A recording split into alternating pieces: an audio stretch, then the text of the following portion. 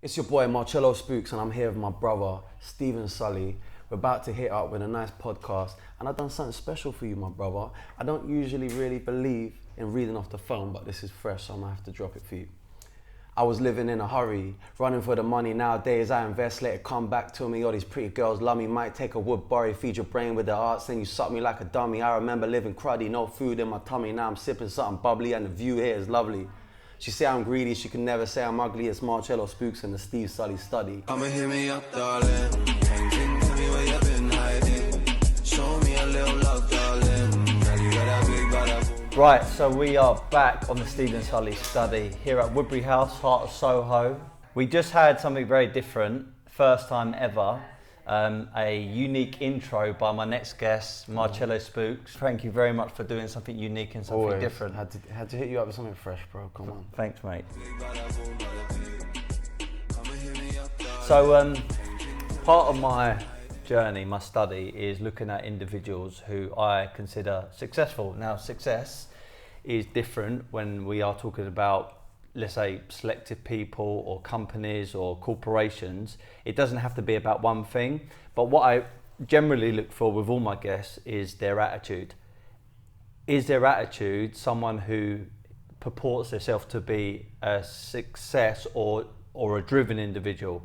And you've always come across with that natural energy. You've always got that natural good aura about you. Thank you, man. Listening to your music, talking to you, you know, you're a switched on guy, you know what you want, you've got a vision for the future. And I don't want to use the word talent because sometimes I feel like that's just like, I don't know, it can be seen as a little bit disrespectful sometimes because your talent actually is because of all the hard graft and hard work that you put in. Very, very well put. But for the benefit of this talk, let's just call it talent. Singer, you actually produce your own music? Don't No? produce, no. I engineer all my own music. So Okay. I don't touch the beats, but what I do is I structure everything that you hear from the anything to do with the vocals. That's my responsibility. Okay. Music stuff I leave for my people that I trust and they do an amazing job. But I pride myself on managing the vocals, moving everything, creating the general vibe of the Okay. track. That's what I do best. Okay. Yeah. So you sing and you rap? Sing, rap, I engineer, and a few other things which we'll get into as the conversation progresses. So you're still a young man, right? How old are you? 28 now. 28. Yeah. Predominantly, my business here at Woodbury House is an art agency, and we put on collaborations, we put on shows for the artists. And I always say to the artists and also to collectors, it's very, very important that you listen to the interviews I have with the artists because visually it may strike some sort of emotion when you're looking at a piece of art, but as soon as you hear their backstory, it actually gets you a little bit more educated and therefore it changes your taste buds a little bit when it comes down to purchasing art. And I feel with music artists it's no different, you know, so having you on here I feel is quite an important thing. No, it's important for me as well because often I don't get the opportunity to explain to people where these stories come from or even break down some of the wordplay, you know, and I try my best to ensure that my wordplay doesn't go over people's heads. But it's nice to have a talk about where everything stems from, you know, and how I find inspiration and I'd even like to talk on the subject of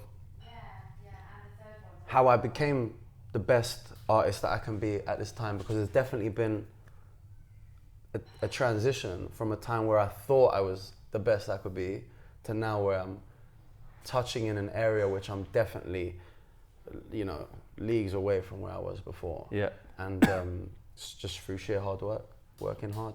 So let's take it right to the very, very start then, because I've got to know you from working in London, having an office in East Road. I think that's where I first got to know you. But I know your family, your background is from, is it Cypriot? My mum's Greek, Cypriot, Yeah. and my dad's Italian. Okay. We've actually I mean, I grew up in the times where the Iraq War was popping off.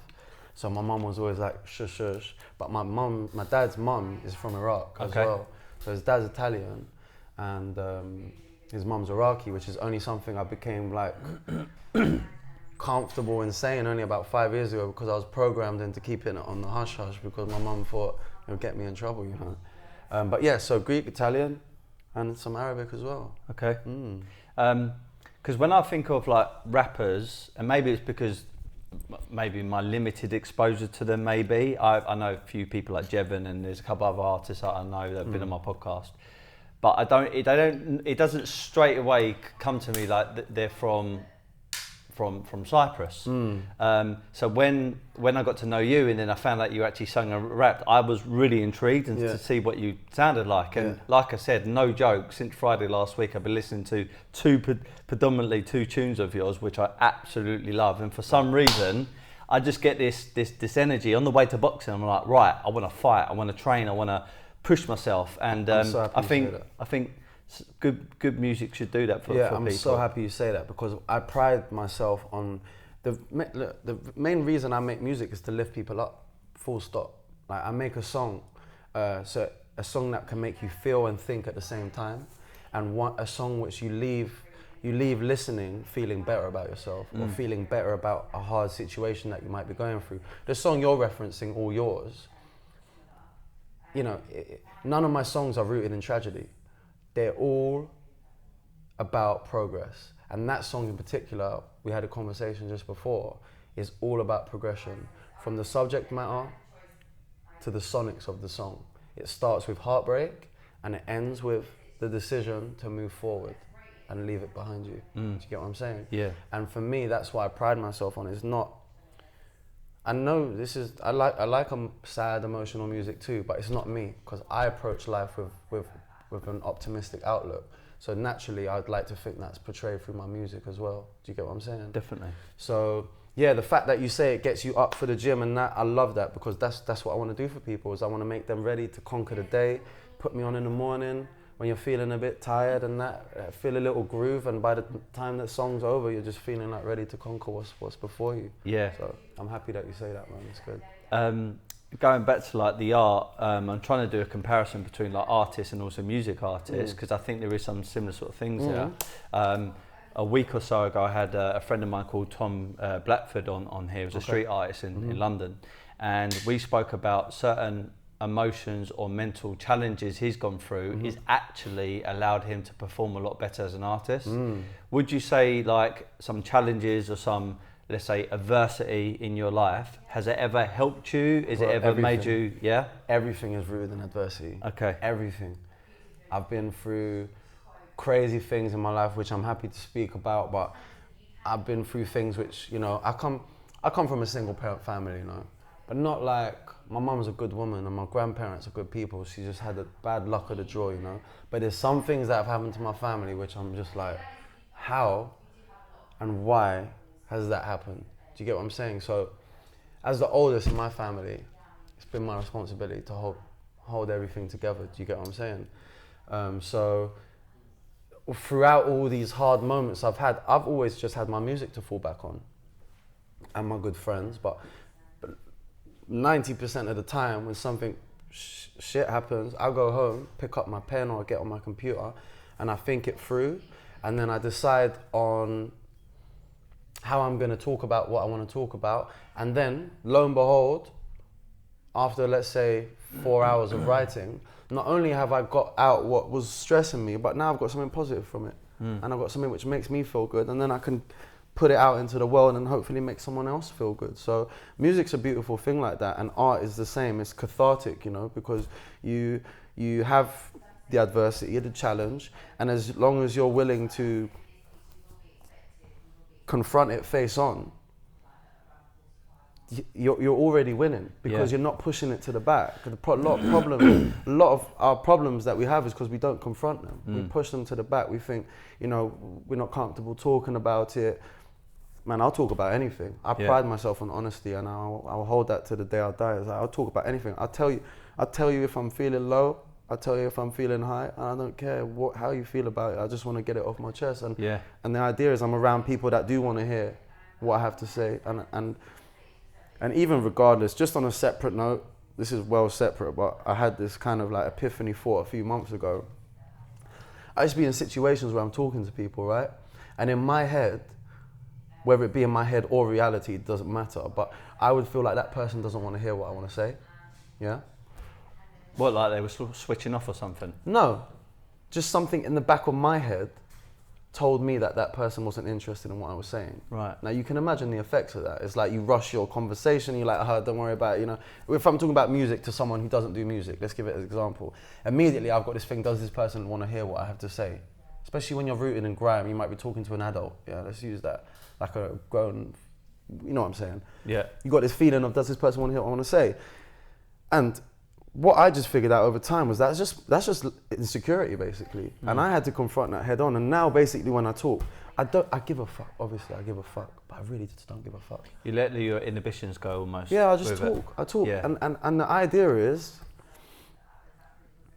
you know, I put a lot of time into, I'm not just talking nonsense, you get what I'm saying? I'm not, if I was talking, no, I don't advise this to everyone, just go talk. You have to think about what you want to say beforehand, you know, and have a conversation and think about what you want to talk about. But what I'm trying to get at is,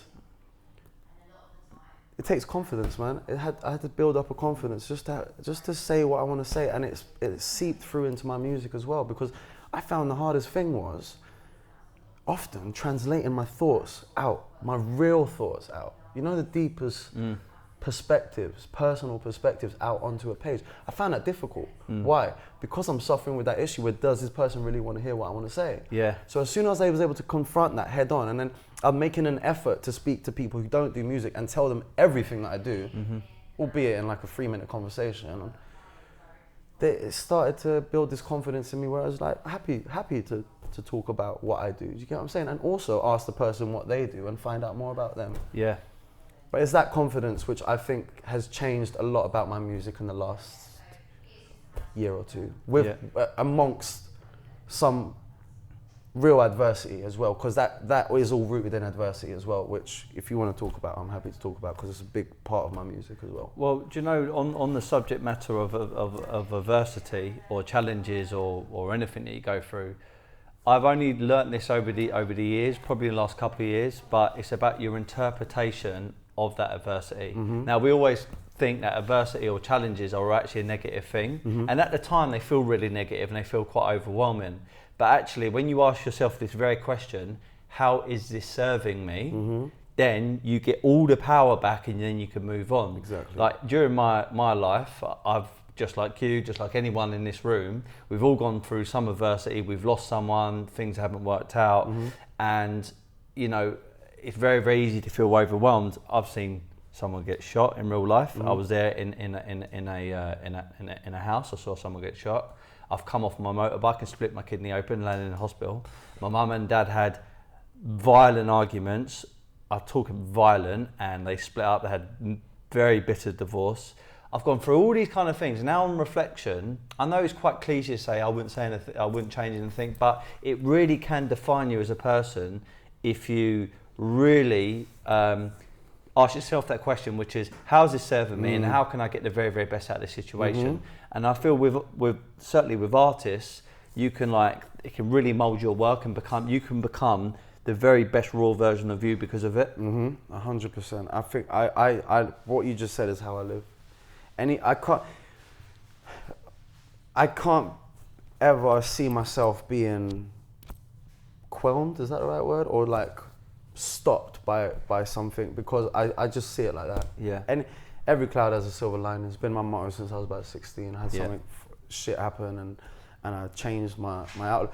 I often see it like this, you know, when something bad happens, it's a sign that you're doing something, I don't want to say wrong, but often I see it as a sign to change or build or go harder or I think change for me is what I've noticed in a lot of these moments that I've had in my life, you know, is you need to change. Yeah. Or it might be a tweak, or it might be a slight pivot. Refine, And for me, it's, you know you, right? And it's about being sensitive towards the signs that you receive from the universe. You know, when I was young, I was 16, I was trying to be Mr. Badman in the ends and trying to do this and do that. And my door got kicked off. I was 16, man came in with balaclavas, knives, everything. And luckily I got away, my little brothers were sleeping upstairs. But that forced me to like question, what am I doing? I'm really, I didn't know it at the time, but I just thought, I was scared, to be honest, in the end, you know. I thought I was gonna do this and that, but in the end I was like, it's checkmate, really. You know where I live, what can I do?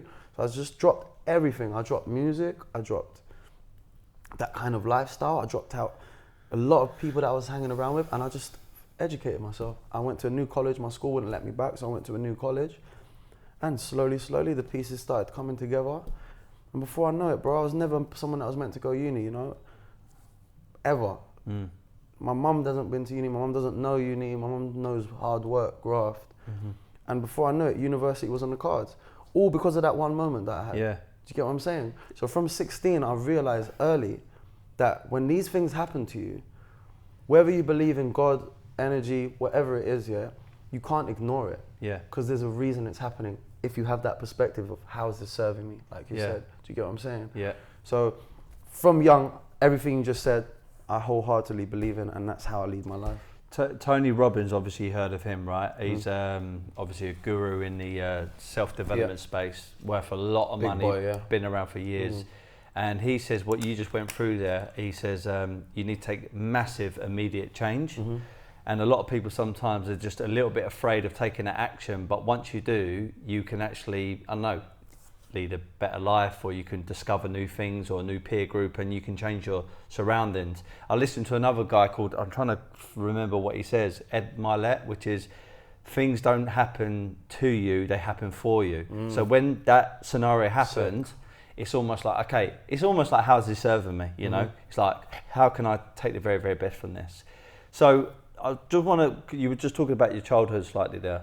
So how the hell did you decide or come to terms that you were going to go down the music route? Because I'm just being real with you. If I would have turned around to my mum and dad and said, Mum and Dad, I'm going to turn to music, I would have been met with such brutal, like, no, you're not fucking doing that. You know, you're going to get a real job and all that kind of stuff. Was that the same for you, or did you have more supporting? Well, look, it was just my mum, right? I grew up with just my mum. And my mum's a very, very lovely woman, you know. So she's never really understood it in a way like to challenge it like that. It was always something I did. I've been writing music since about 8 years old, bro. Like, I can tell you a rap from when I was 8 years old. I'm not gonna do it, it's pretty embarrassing, but I've got raps from when I was 8 years old, yeah? And I'm just a Mediterranean boy, like, I just had it in me, bro. I love melody, as I told you, I love melody. And I was more inclined towards singing in the beginning, so I'd write hate songs about my mum, these types of things when you're like really young, 12 I think I was. And I remember... Like adolescent. Yeah, all of that.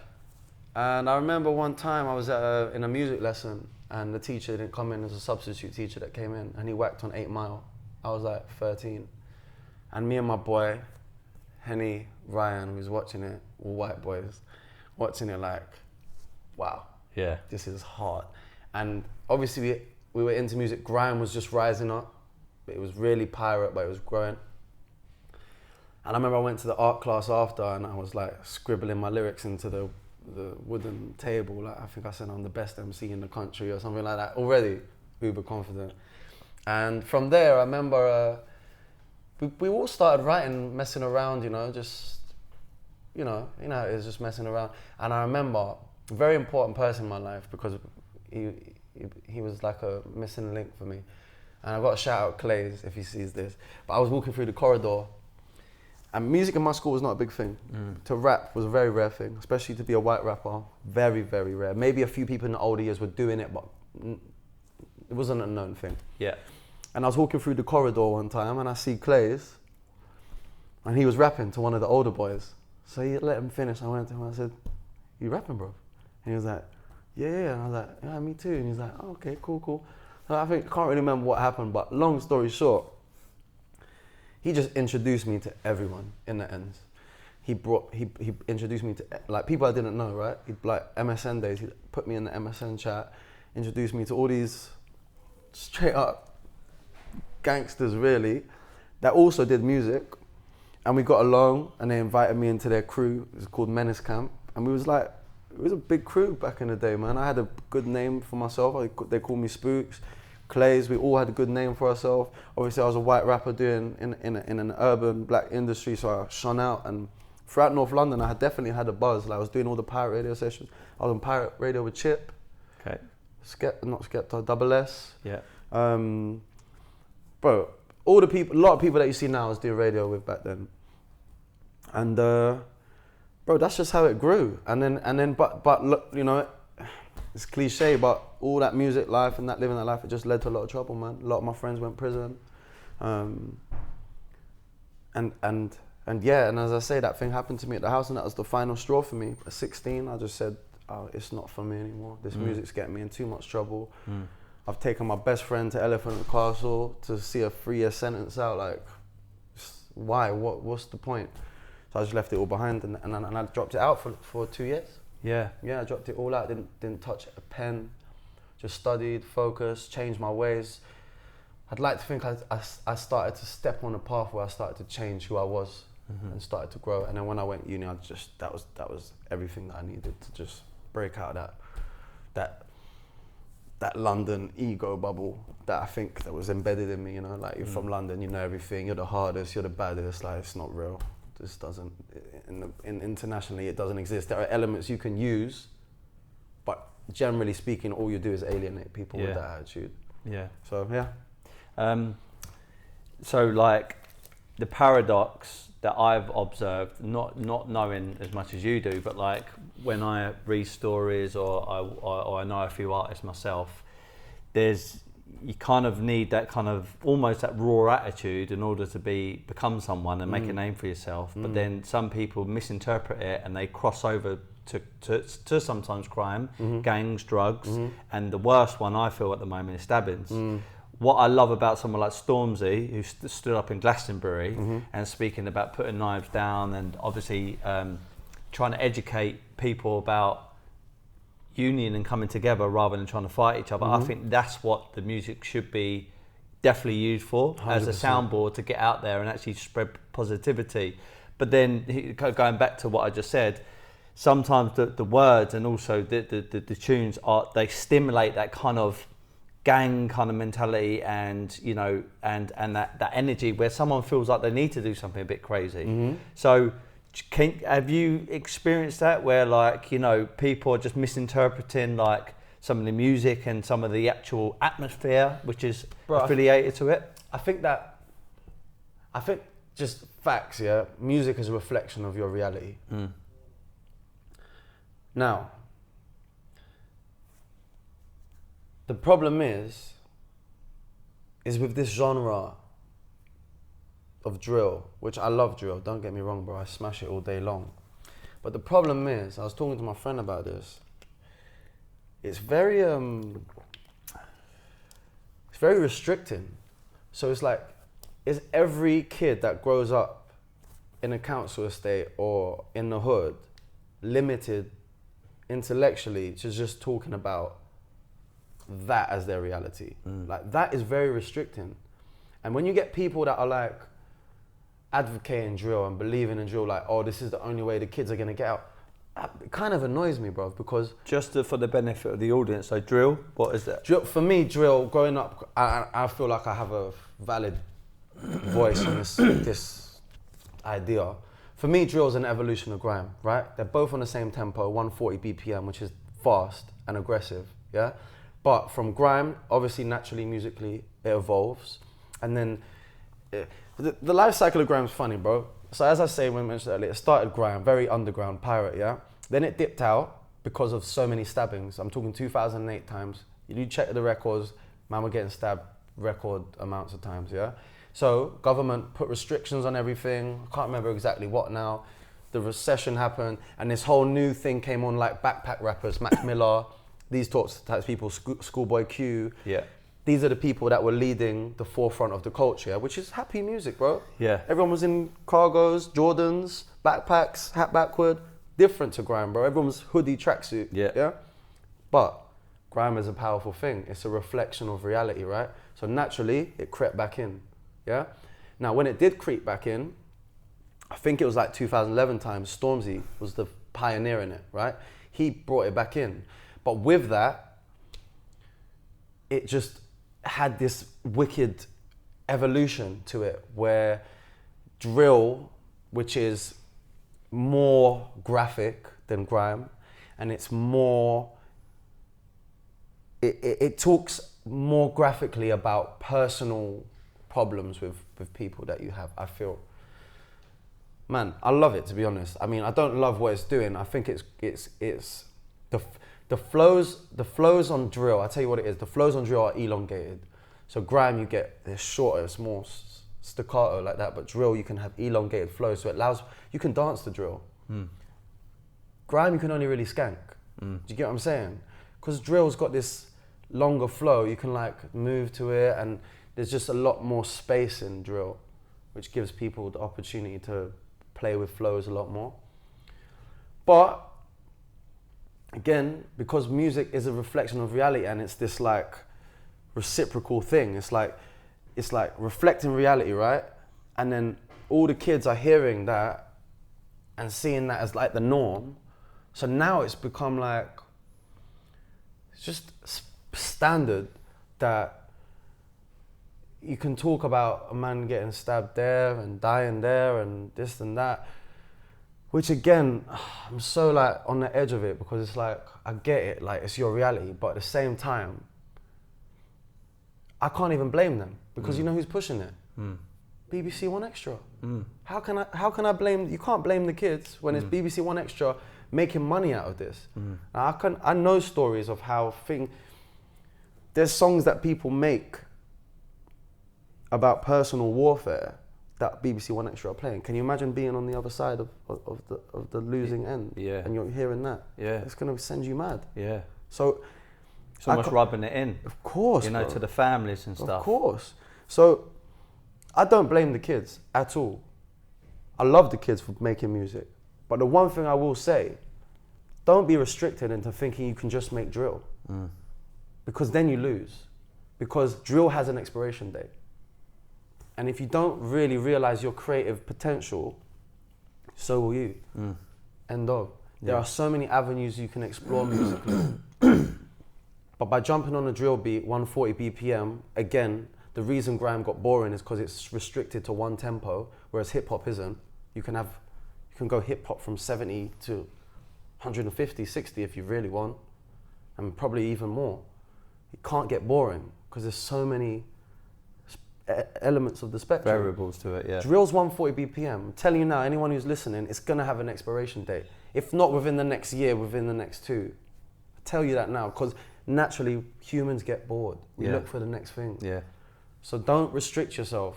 Grow, build, explore new things. Do your drill, but explore new things on your own. So when it does have that dip, you're ready with something new. That's wicked.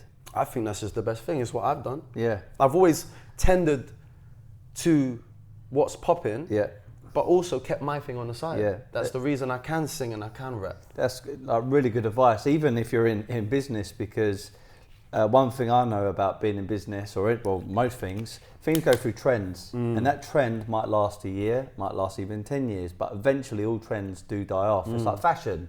What's fashionable today won't necessarily be fashionable next year, and same as music, or same as any canvas artwork. So I think evolving and keeping yourself educated and motivated to look at different skills and different strategies, I think that's sound advice. So let's talk about you being able to rap, then bridging over into singing. And I said to you earlier, like some of the songs that I'm listening to from your rap to your singing is a bit like Drake-esque, even though you've got your own style and your own flow and it's unique to you.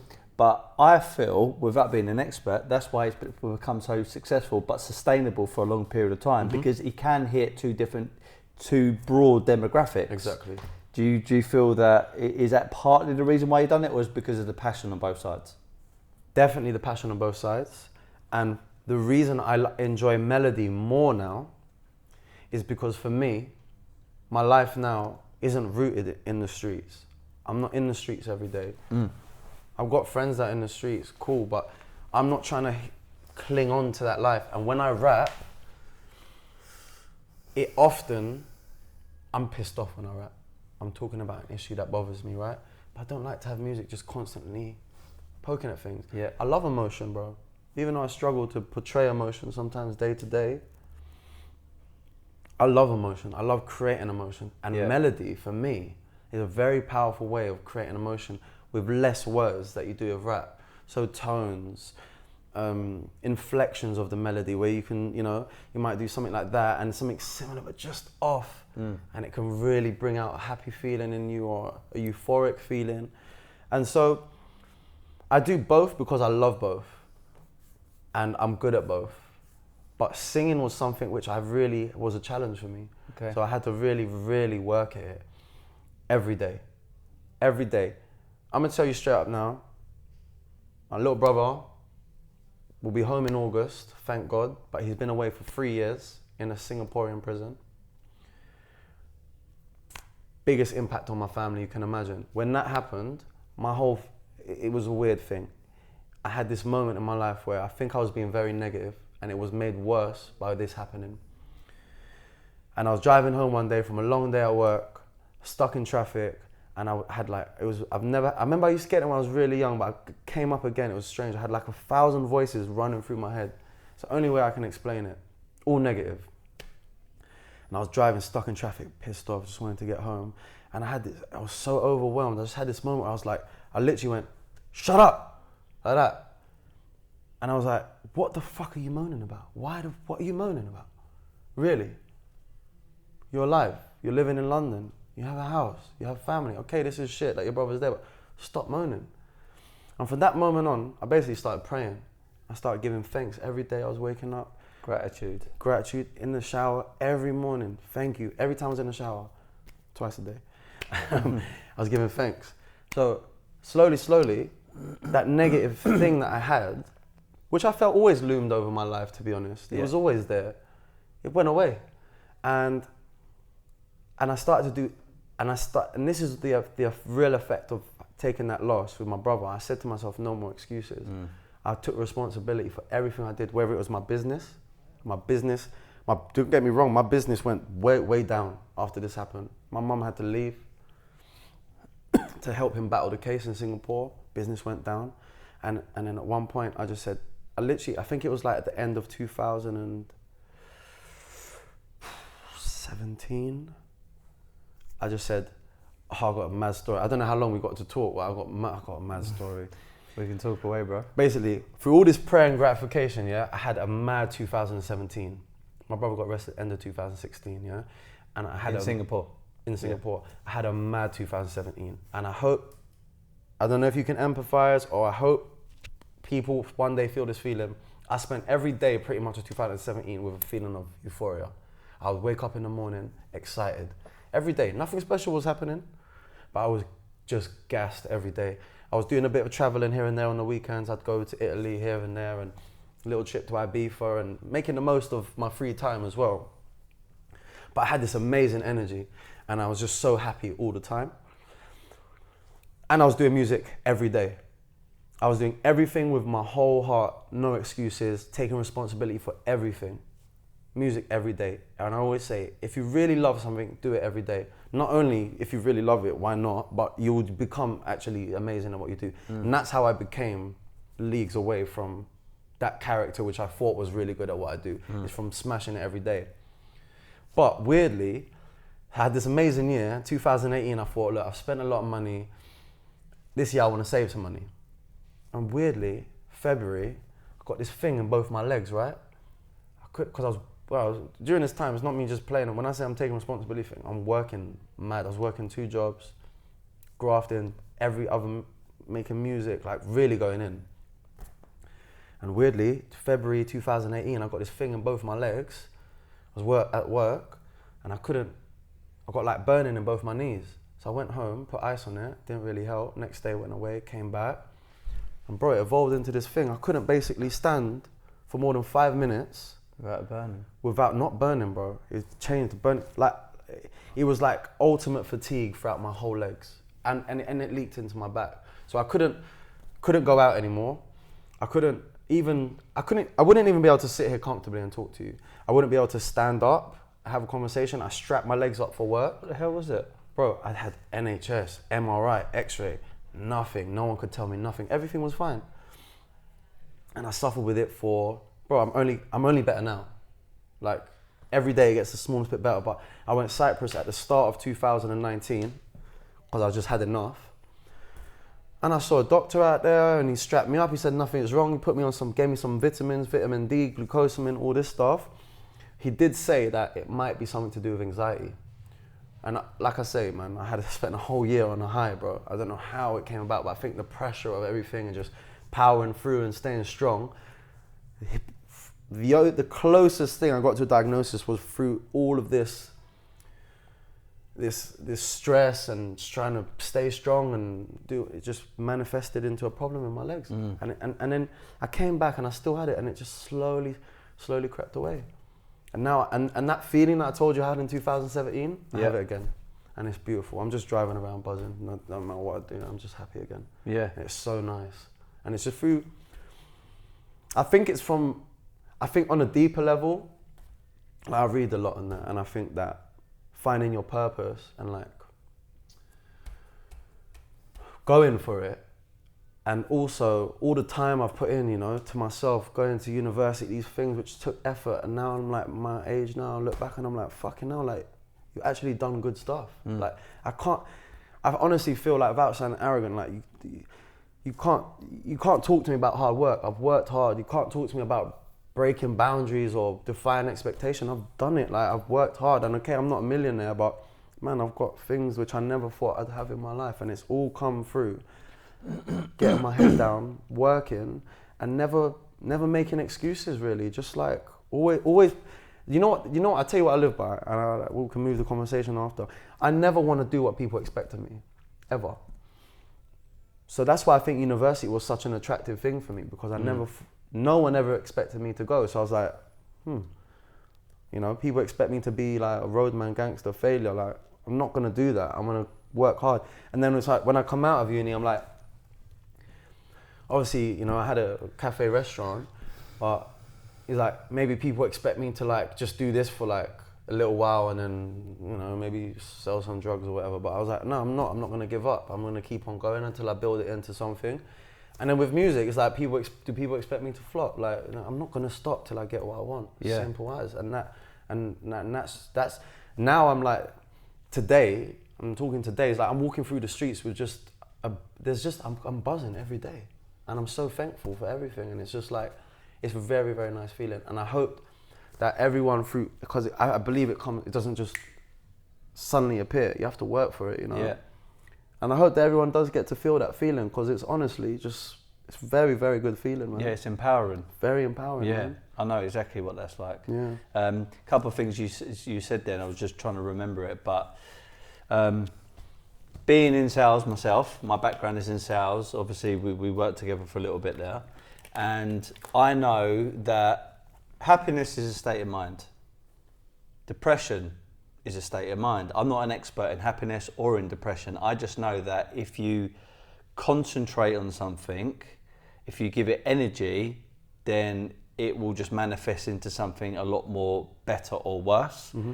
So I think the little rhyme is, where concentration goes, energy flows. Mm-hmm, nice. So if you think about depressing thoughts, or how bad life is, or challenges you're going through, and you actually think they're out of your control, then you're going to manifest that into something worse. Mm-hmm. But when you just think, you know what, this is serving me because of X, and this is how I'm going to respond to it, mm-hmm. then opportunities somehow fall into your lap. Mm-hmm. And I think walking with a purpose and having energy and having this aura about you comes down to like having that vision for the future. So even if you're not a multi-millionaire right now, even if you're not the fittest you could be right now, even if you're not the best lyrically, or I know your business or anything like that, knowing that eventually, whether it's a year from now, 5 years from now, 10 years from now, you just know it's a matter of time. Mm-hmm. When you have that feeling, this is what I say to my salespeople, right? Let's just imagine today I had a winning lottery ticket, okay? And it guarantees you £10 million, £100 million, £1 billion within this year. So from a year today, within a year, you're gonna win it. Mm-hmm. But the catch is, you didn't know when. And the only way you're eligible to win is if you gave your 24 hours everything you fucking got. Mm-hmm. And I mean, from your passion to being actually in the zone, mm-hmm. you know, doing everything you could, hard work, being optimistic. Only then would that qualify you every single day to be eligible to win it. How honestly would you act every single day? You would be like, don't matter whether it's raining, doesn't matter whether Boris Johnson's become the Prime Minister, it doesn't matter whether Trump's tweeting some crazy shit or whether this has happened, that has happened. I know I'm going to win, and the only way I'm going to win is by qualifying each and every single day. Dope. And that's how I try and think about things. Dope. That's it. And that way, listen, I have the days where I feel a bit down. I have days where I feel a bit challenged. There's days where I feel, you know what, things could be a bit better. But then I just remind myself about that, and it sort of picks me back up. Do you have anything similar to that? I do. I've got a wide range of them. My big one now, which I use, is it's quite simple, man. I tell myself, bro, you got one life, bro. What are you doing wasting your time with anything It's that not a isn't to rehearsal. better you? This is one shot. Why? And I can say this because I've been down. I don't want to throw the word depressed around, but I've definitely been low, bro. Like not understanding who I am, what I'm doing. And when I have those moments creep back in, as everyone does, I have a conversation with myself. You know, I've just started getting the train again because I've just got rid of my car. And I get on the train, and I was on the train the other day, and I had this feeling of like anxiety creep in, you know, and I couldn't pinpoint where it was from.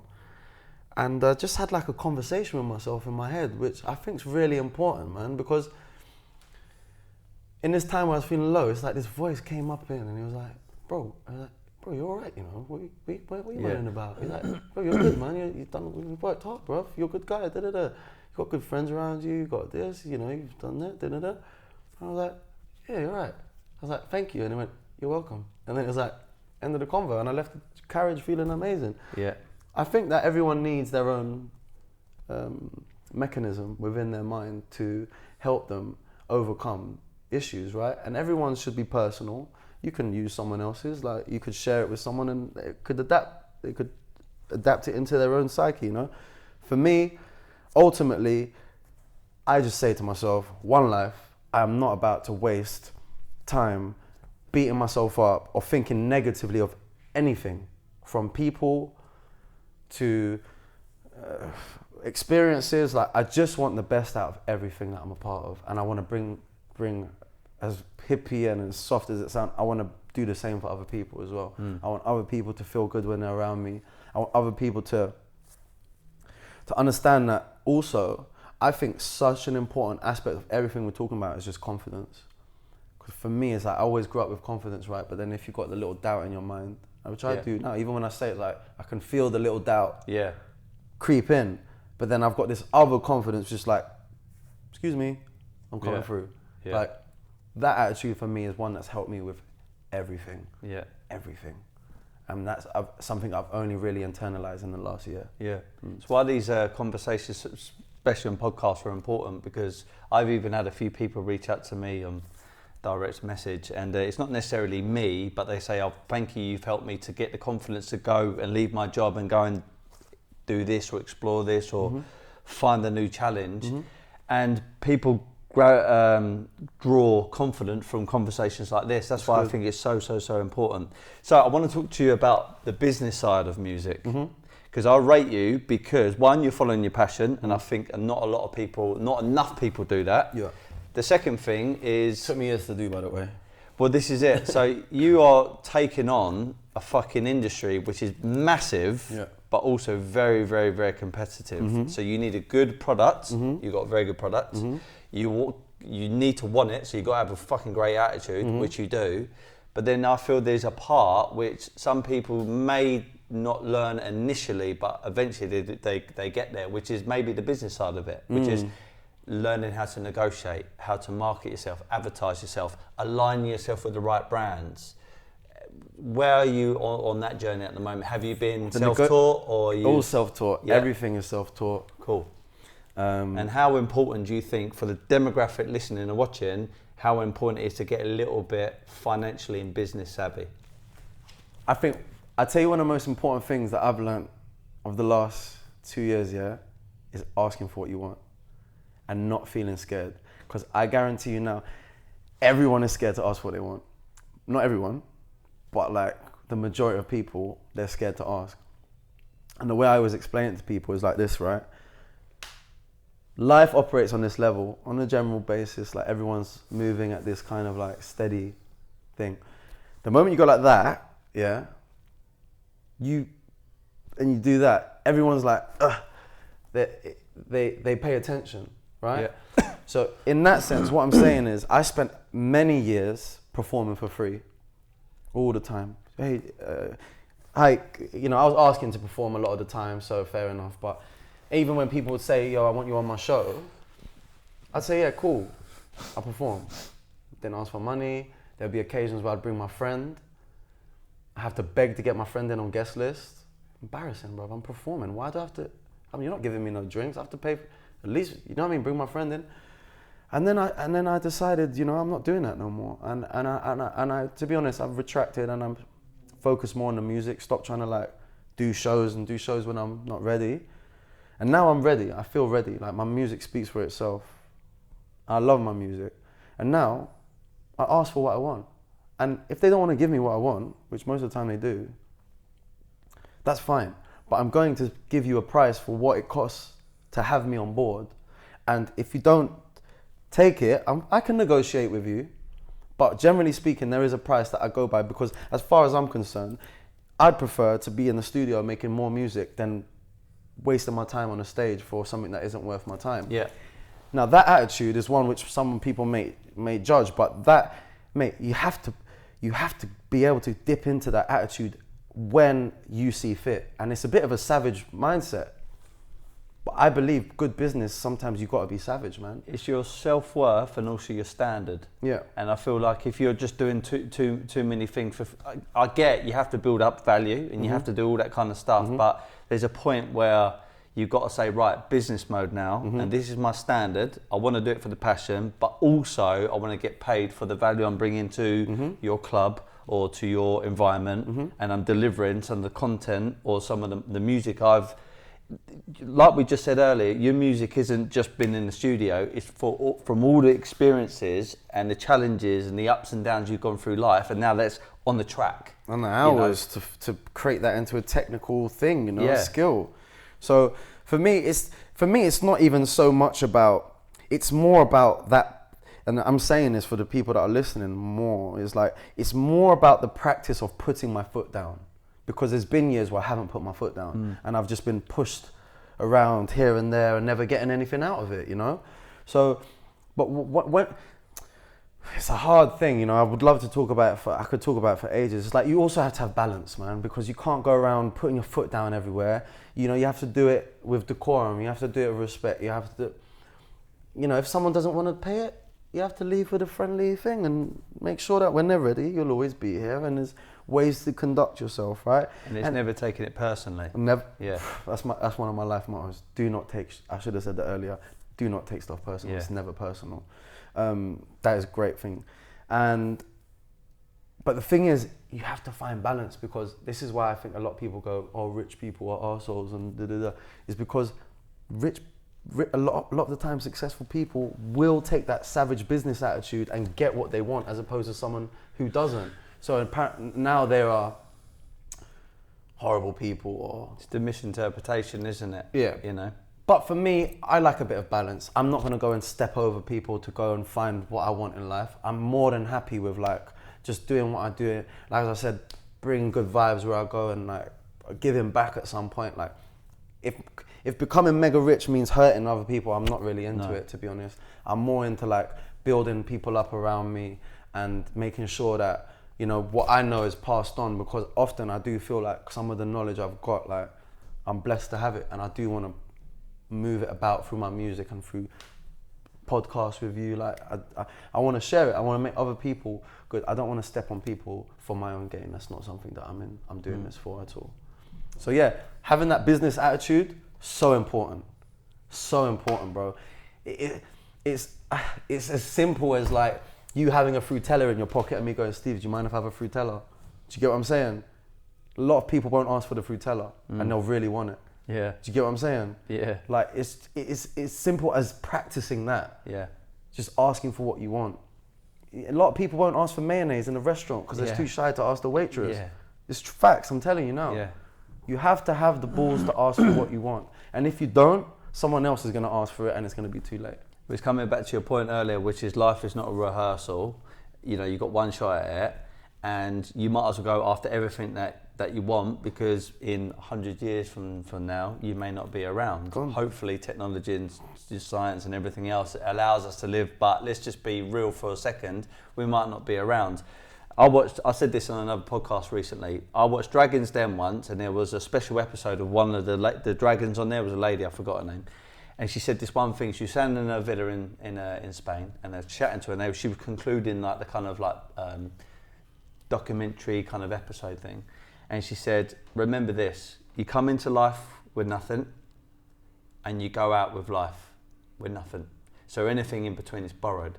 So none of it you actually own. And I thought, do you know what? That is the most powerful thing I've heard in a very, very long time. Doesn't mean I'm going to go out there and gamble all everything I've got on one thing. But what that means is emotionally, the mentality, physically, and then sometimes financially, with a bit of calculated decisions, I'm going to go after fucking things. I'm going to think big, because why not? Even if I fall slightly short, I'm still going to achieve a lot more than if I didn't ask for the mayonnaise inside that restaurant, or if I didn't go and do a talk or speak to someone for the first ever time. Because at the end of the day, even if you get a no, it's just another opportunity to go back out there and get a yes from somebody else. Exactly, bro. It's just about going out there all the time. So I think it's so important. Bro? You got one life, why not do it big? Yeah. Why not? I'm going to be a rapper, bro. I'm going to be a musician. I'm going to do what I want. Why not? So I want to ask you about your vision for the future then, because you're a young man still. You've got the world is your oyster. You're making definitely a name for yourself, because I know certain circle I'm around who know you. They keep on talking about your music. Sick, dope. Alfie, my friend, being Alfie, shout out to him. He's a good guy. Shout out Alfie. Talks about your music a lot. 5 years, 10 years from now, I know you can't pinpoint exactly where you're going to be, but what is Marcello's life going to be like? All right, so talk it into existence. I want to make my main aim is I want to make the best music out there, full stop, like considered one of the biggest, best artists around. I want to be like top of the charts, to be honest.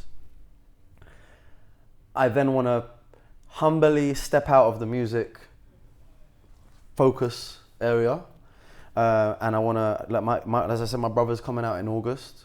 He's a sick rapper as well. I want to focus my attention on him. There might be a number 2 episode then with your brother here. There will be, there will be. He's a really good guy, and imagine having him in now. 3 years in Singapore prison, and he's been reading like a madman. He's a very intelligent boy. I'd definitely like to meet him. Yeah, very, very good boy, and a strong boy, super strong. I tell you now, I've not seen him cry or moan about this whole thing, not once. That's a 19-year-old boy. Not once has he cried about a 3-year sentence in a prison abroad. You got to think about that. That's a real G there. And he must have kind of been thinking, maybe subconsciously, how's this serving me? Maybe. Yeah, he knows. He knows this is his wind-up time. So when he comes out, he's got the context, the conversation, and authenticity to create a real music career, I think, to be honest. You hear about 50 Cent getting shot 9 times, he's the realest. I tell you about my brother going to prison doing 3 years, not one tear come out his eye that I've seen or heard. I'll tell you, he's the realest. Do you get what I'm saying? And he's a sick rapper. He's better than I was when I was that age. Anyway, my vision is I want to support him. I want to do my thing. I want to do mad things. I want to do Wembley. I want to do everywhere, because I feel like my music has that effect on people where it's uplifting. It brings people together. And I eventually want to have my own series. I want to have my own TV series. That's my main goal. Like, I studied English literature at uni. I love writing. I love creating. And, I'm not someone who just talks. I've literally just finished filming, directing, writing my first comedy series, and this is the first time. I was going to keep it secret till it comes out, but it's done. It's in my hands. It's ready to edit. I've edited the first episode. I'm not going to tell you any names or any concepts or anything, but I have a series filmed, recorded, really ready to go. Big thanks to all the people that helped. Alice Cunningham, my director, and a lot of names I'm not going to get into now. But I'm a man who I don't talk, I act. If I say something, I'm going to do it. I've spent years saying things and not doing them. It's embarrassing now. I I don't want to get negative, but I just don't think anyone should talk unless they're ready to act. Just keep it to yourself until you're ready to move, because otherwise it's long. A lot of hot air. I hear it all the time. It's long, bro. I hate it, bro. And now, because I'm so sensitive to it, I can tell you're talking before your time. Just focus on what you need to do, put everything in place, and get the ball rolling, and then have the conversation. No one knows I've directed a series. No one knows it, but I've done it. Do you get what I'm saying? Even things I've done, I don't talk about, because I keep it to myself. I take my time. Music's different. Music for me is, I'm very personally connected with it. It's like, I've got to keep the ball rolling. I've got to keep talking about it. But this thing, I take my time with it. I take my time, and when the time's right, I'll push it out there. And I'm absolutely sure it's going to do a madness. Absolutely sure.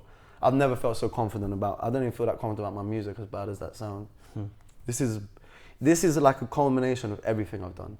Music's my personal thing, you know. This is almost like my business. It's weirdly become like a business for me, which is really nice. Because if you imagine with music, you can kind of lose the objectivity you need to present it as a business, which I have done over the years. I'm better at it now. But with this, it's like, I'm not in a rush. I filmed it, it's relative, it's current. I'm gonna edit it up, and over the next few months it'll be released. So yeah, my main goal, bro, is I wanna just be an absolute legend, bro. That's it, I wanna be a legend. I wanna do motivational talks, similar to the one you did. I went to obviously go watch you the other day.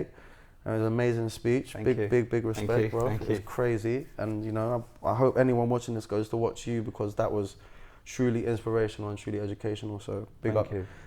I think that comes out in a few weeks once they release it on their own platform. Incredible, and then man. I'm putting it on my podcast. Incredible, man. So I want to do stuff like that as well.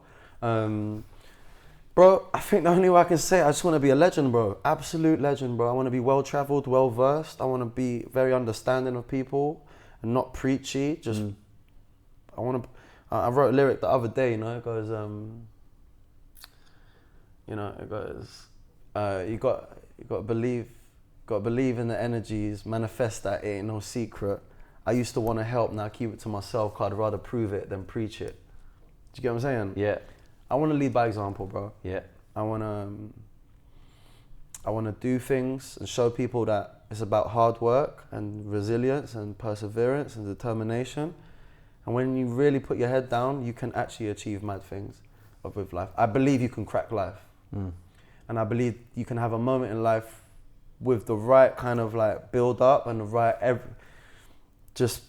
paying attention and tying up all the loose ends. You can have a moment where you feel like, I've done a good job. You know what I mean? And I've got what I wanted, and that's what I want. I want to crack life open, and I believe it's there. There's moments that I've had recently, especially where I'm like, there's a reason all this is happening. Yeah. There's a reason I'm still so passionate about what I do. There's a reason why I've grown as a person, and I'm not in prison, and you know, and I'm not stupid, and you know, there's a reason for all this, you know. Yeah. So I want to continue on this path, and I want to build other people, and then hopefully, don't like that word, hopefully, one day I'm gonna achieve everything I set out to achieve. Yeah. I'm glad you picked up on that, because I'm very pedantic with my words as well, and this because as a salesperson I was always taught that if you're saying kind of uncommittal, or they're quite raw, they used to say weak words, then you're going to get weak results. So when they say, oh, you should do this, I'm going to try my best, you know, you're never saying things with conviction. And even when I fall into it, sometimes I say, oh, I should do this, I try and correct it, because I want my subconscious mind to know that I'm in fucking control. And if I'm going out there and doing something, I'm doing it with conviction and certainty. And I think it's one of the first things that we can control as people, which is change our language, take control of it, and then follow it up with action. And I think then you start seeing massive differences in your life. It's so important. I agree completely.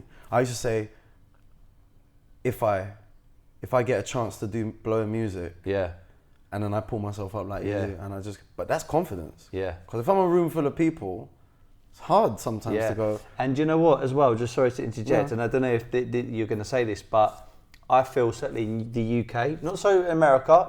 Their culture over there is big, bold. Talk about stuff, even their money. When they talk about their money, they're okay. Over here, it's all like, they shun you for it. Yeah, They get you for it. Don't want to talk Trust about me, money bro. because that's a really bad thing. But we say certain things like should and stuff, not because we don't believe in our own ability, it's because we're worried about offending other people around us. And actually, that starts bringing down our standard in life because we're too worried. You've just got to be confident, not where you're coming across like super arrogant or super like a wanker. You're just saying, I'm going to achieve this because I believe in my ability and I know it's just a matter of time. Straight up, bro. And like, bro, I've got another lyric to just chime off that, right? It goes, I was 12, embarrassing, couldn't draw girls too tense. This is a bit. Now they hate me because I'm arrogant, or they love me for my confidence. Do you get what I'm saying? Like, what I'm trying to get at here is like, even if I was humbly confident about what I'm gonna do, my intent in life, there would be people there that would label me as arrogant. Do you get what I'm saying? Of course. I don't care about those people at all. I've met people like that. People I'll go to my music, I will say to you, my music is the best. For two reasons. One, because I think it's important I say that for my own psyche to believe that I'm the best. And two, I've put in so many hours, why not? Why not? Why not say I'm the best at what I do? I believe it, so I say it. But there's people when I say that, they get there, they go, you shouldn't really say that, And I was like, why not? I've put in the hours, I've put in the time, I'm here and I'm confident to say it, that's it. And to be furthermore, after that, to be honest, they'll like understand. But I don't want to deal with people like that at all. I'm trying to shine with people that are shining, and the people that are shining, I will never pull someone up ever for being uber confident, never in my life. In fact, I love it. Yeah. When I hear someone that's Kanye West, Trump, forget what they're talking about. I love that confidence because that for me is do you know the effort that it takes to reach that point? Yeah. Of certain supreme confidence. Yeah. It's not a joke, man. These people don't just roll out of bed like that. Yeah. They've put in years and they've had so many experiences and they've decided that is the best way to achieve what they want to achieve. But people that don't understand that, they'll judge you, man. And those are the people, I don't have a problem with them, but they're the people that I'm not going to allow to influence the way I think. Yeah. Definitely not. The people that are going to influence the way I think are the people that are working really hard and also will go, I just smashed a day in the office today. I killed it. And I'll go, my brother, boom. I love that. Keep smashing it. Do you get what I'm saying? Those are the people I am around. Yeah. You met one of them the other day. Yeah. Justin. Big up Justin. But do you get what I'm saying? Those are the people I want to be around. Simple as. And those are the people that help me excel. Yeah. I've been around people that judge me and you lose a part of yourself. You do. You second guess yourself. And I hate that. I've said this a couple of times on my podcast as well, so apologies for reiterating it. But I think it's a very, very healthy saying, which is invest into radiators, not drains. Mm-hmm. And what that means is there are certain people that drain you of energy and you don't even realise it. That sometimes can be family members.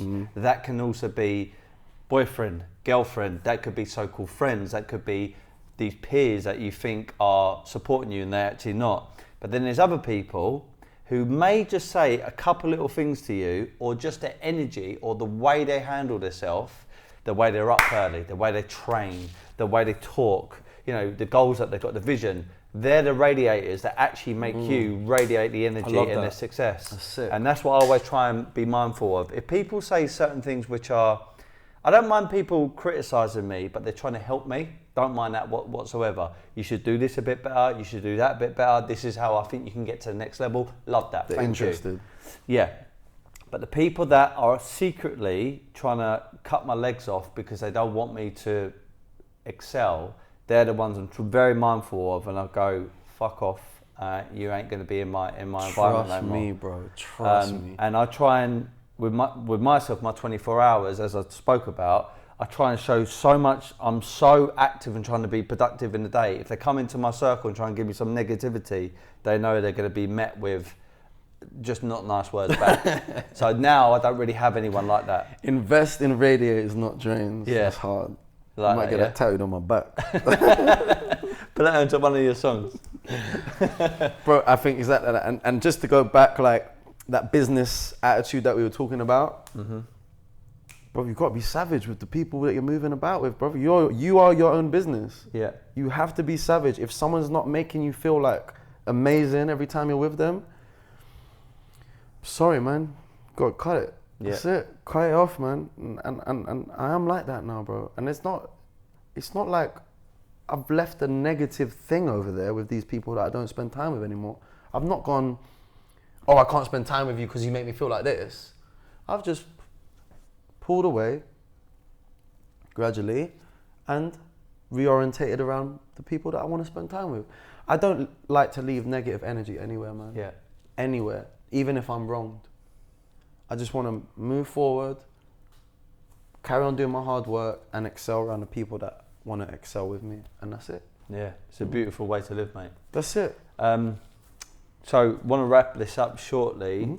What, in the next couple of weeks, next couple of months, I know we spoke about goals and vision for your future, and no doubt, because you said it with conviction, you're going to get there.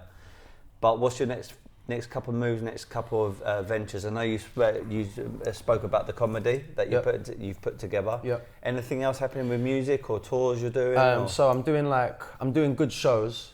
I did Edinburgh Pride about a month ago now, which was sick. 7,000 people. It was incredible. Was one of my favourite performances. I'm doing good shows. I did a brunch on Saturday, which was really, really cool, like a reggae brunch. And I just done a collaboration with Risky Roads. Right. One of big inspiration for me. I literally grew up on the man's DVDs, you know. When grime was nothing, I was watching his DVDs, running, taking train to all sorts of parts of London to try to find this bootleg DVD. And now I'm getting the call from him to say he wants me to be a part of his new project. Shout out Risky as well, because he's got a show called Grime Gran. I don't know if you've seen it. It's his grandma. She's a proper character, and she interviews like Lethal B, Gigs, and Risky is a pillar of what we know as the scene now, from drill all the way through. And so is the Gran, because she's seen all these people come in and out of her house. So that show's been picked up by Channel 4, I believe. And this show is called Know the Levels. We filmed for it just the other day. Incredible setup. And so that's something I'm really looking forward to the release of. And yeah, I got my EP Split, which was released a month ago now. Pushing forward that. I've still got my song True Colours, which is absolutely booming. That's been like a game changer for me. I'm doing like 1,200 plays a day. Quality. Crazy, in all areas of the world. Thailand, Cyprus, my hometown, playing it in the best bar in my hometown. It's mad, the bougiest bar they're playing. It's crazy, bro. For me, that's crazy, because my auntie goes to that bar and she's like sending me videos. You get it's a mad feeling. Yeah. Never mind America, everywhere. I don't know how the song got its legs. It's that magic that life sometimes offers you when you work fucking hard. Yeah, it's the universe like clicking in. Obviously with your sheer determination and your vision, but you know, it all comes together. It's weird, like bro. It's a puzzle. Really beautiful, man. And that's one thing I will stress is like the world has got a lot of magic to offer, but you just have to be in there trying to be sensitive to it and acknowledge it and work hard for it, and it does come, man. It's like you got to massage it. It's almost like magic's here, and unless you sort of manipulate it and massage it, it just doesn't ever do anything for you. So you have to fucking ruffle it a bit. You got to stick with it, man. Yeah. You cannot give up. Find something that you love to do it every day. Every day. That's one thing I believe in, because it helped me so much. Any artist out there, whether you're painting, making music, whatever, do it every day. No excuses. Nice. 4 more questions. What has been probably your best moment in 28 years as an individual? Doesn't have to be just your music, it could be your business, but what is a defining moment in your life where you thought, you know what, fucking things are really turning out to be really good? Just one? The one that comes to your forefront in your mind straight away. But it's a weird one. You can say a couple if you want to, but I'll say one. It's a weird one. It's when my business went, when my brother got nicked, my business went minus 12,000 in the account. It was a fucking stressful time. My mum was like, we're gonna have to sell. And with the dynamic between my mum and I, was very like, my mum's a strong woman, right? She raised 3 boys on her own, so she's got very like... She's lovely, I remember. Yeah, she's nice. Full of life, you know? Yeah, she's nice like that, but she's very masculine at some point, so she's very like overbearing, right? So like, me being in that business, she won't mind me saying this, but I did everything in that business, from designing logos to like drawing on the windows to menus to chef. I was a chef. I did everything. And so, but there was always this like reluctance to let me do it, right? So it's like, you know, I want to change the menus. Oh, do you really need to do that? You know, and it's like, yeah, I need to do it. But yeah, and this feeling was everywhere. The word is ubiquitous. I think it's a great word. It's ever present throughout the relationship between Ubiquitous. Ubiquitous. Lovely words. I need to write that down, man. It means ever present. Yeah. Through this relationship, working relationship with my mum. And what it meant is a lot of things would never happen. Right. Because you get put off. Yeah. You know? It's that uncertain energy. Yeah, it's I get that sometimes. There's certain meetings I've had with people, and I keep on going. It should be going right, but there's this little weird feeling that kind of holds the scenario moving forward sometimes. So I had this with her, and then we went minus 12,000, which is a big thing, you know. And obviously, you know, she was using some of the money to pay for my brother's legal fees and that, but majority of the thing, our business just declined. You know, like it was a mixture of, I would say, my mum not allowing me to take control of the situation, and me not taking control of the situation. Do you get what I'm saying? So when I had that moment of, I'm taking control now, she was gonna stand up, and I said to her at the start of the year, I said, look, let me do everything I want to do, and I promise it will be fine. And I did. I did everything I wanted to do. I did promotions on the windows, I made posters, taught myself on Adobe, I made photos, designed a whole new logo, rebranded everything. I became head chef, sacked the chef. Bro, brought ourselves back up. We just sold the business the other day and we was well up, bro. So from a minus 12,000, for me to take control of the whole situation, weirdly, it doesn't have anything to do with my music. As I say, it's very personal to me and there's many different moments with the music. But that is probably my most tangible, proud moment, which I know I did all by myself. And that was completely out of my comfort zone. There's a characteristic builder, isn't it? Or personality builder. Yeah, it gave me a huge confidence. Yeah, and then that will transition into your art, into your product. 100%. I feel like I can do anything after that. So now I'm going to ask you on the other side then, what would you say in your life, it could be you, it could be, what would you say has been a real challenging moment where you think, so you had a good one, and now one where you feel that, not a bad moment, but you know, like when you're up against it and you think, fuck, like you felt like maybe you wanted to give up, but you know, you decided to plough on. I've already mentioned two to you, which is the one when my house got robbed. That was pretty bad for me. That turned my world upside down. One that's been really tough for me. Bro, I think if I'm being honest, what was really tough for me before was, but nothing, bro, I can even say nothing that tough. The hardest moment I had was when I was really young. Everything else, I've just kind of taken in my stride, man. I don't like to, bro, I've always had a positive perspective, man. I couldn't sit here and pull out a really bad moment because I don't look at it like that. And you got to remember, from a young age, I realized every cloud has a silver lining. So I don't hold things close to me. Bro, and also I realized that thing you said, don't take things personal. That's so important, bro. So important. When I went traveling, I realized that, because I went traveling, it's another story. I know you want to wrap up. Go ahead. I just realized, that I went on the beach in Australia, I was traveling through there on my own, did 4 months there. I put my stuff down on the beach, I was staying in hostels, doing all that life. And I put my stuff down on the beach, my passport, money, everything. And I went to take pictures of the surrounding area, right? And I'm taking pictures of everything. I'm with a friend of mine called Alex. He's like a 50-year-old tatted up geezer from Scotland. Proper like random guy that I was getting along with. And I put my stuff on the beach. I'm taking pictures because it's beautiful. Byron Bay is an incredible place and there's no one around. So I'm like in awe of this place. I'm taking pictures and I'm like walked off maybe like 100 yards or something. And I can hear him calling my name. Marcello. I look behind me. What I didn't realize, where I put my bag, the tide is so big in Australia. It had gone all the way back, right? Where I'd put my bag. But it had come back. Do you get what I'm saying? Picked up my bag and taken it. Yeah? Nature is taking your bag. Bro, money, passport, everything, yeah? Bro, it was like sunset.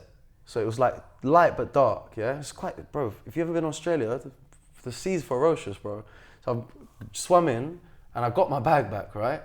But what that made me realize, yeah, bro, I had done nothing wrong. I wasn't a bad person, but it wasn't personal. And Mother Nature, the foundation of everything in life, doesn't have an agenda against you. It's not personal. Yeah. Something bad happens, and from a young age, bro, this happened like 5 years ago.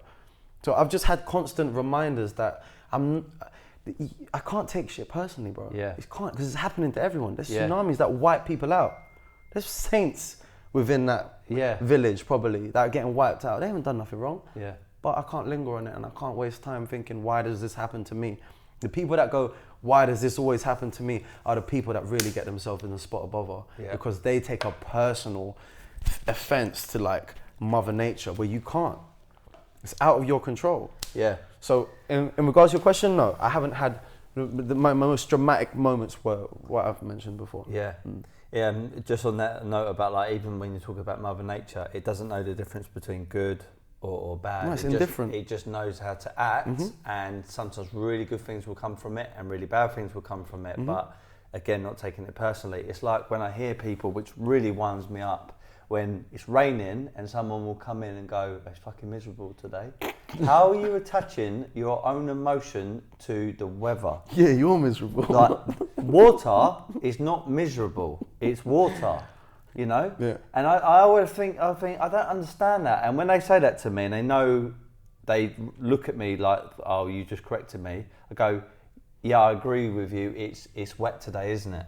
And then they go, oh, okay, yeah. Because I just don't have it. I don't have, oh, it's miserable today, oh, it's horrible It's today. negative. It's negative. That fuck word, off. I don't even think I've hate said the it. word miserable in No. my life. I hate the word. No. That's a horrible word. No. Don't use it. No. It's the same way as we don't say, oh, I'm going to try to do that. I don't use words like that either. It's like even now when I, going back to business, if I make some money, I don't ever really keep it in my account. I invest it, and I normally invest it into property, and then my finances go right down. And I purposely make sure I don't have a lot of finances around me because it keeps me resourceful. I remember you taught me this when I was at the office. And people say, they will go, oh, I'm skint now, I'm broke. And I said, never use that word. You're just heavily invested right now.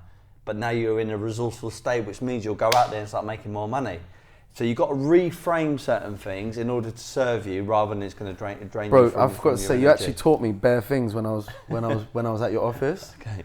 Like bare things I used to tell people about. Like one of the things that stuck with me was you have to know when there's a time to attack and when there's time to defend. Yeah.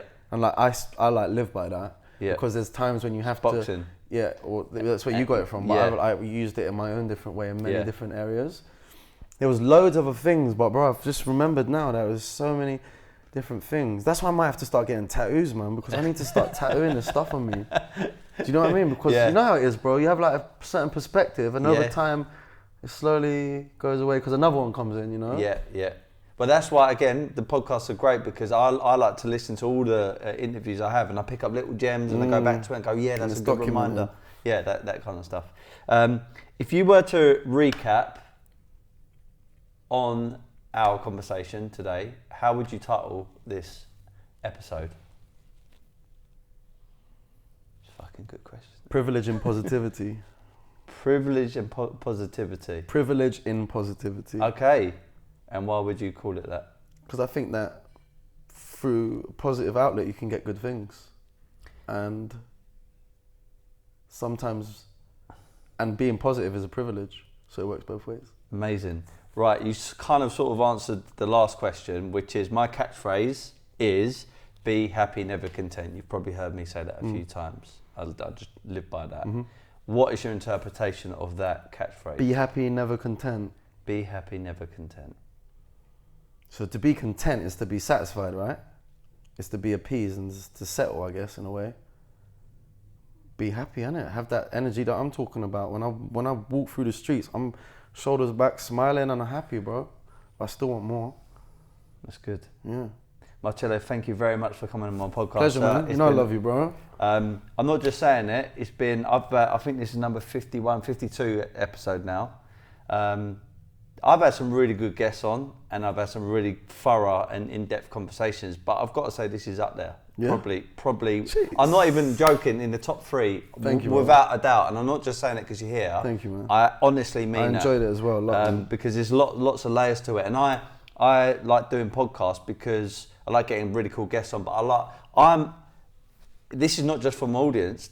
From a selfish perspective, I actually learn from a lot of people. Mm-hmm. I don't care what background you're from. I can always learn from that person. Sick. And I knew from the conversations I've had with you, just meeting up and chatting and stuff, even over telephone, and even listening to your music, I knew this fucking episode was going to be really good. It was sick. I really, really And I just appreciate want to say, you know, on camera or whatever, you're a big inspiration of mine as well, so it's been an actual honour to have a proper chat with you. I really appreciate it. Right. Okay.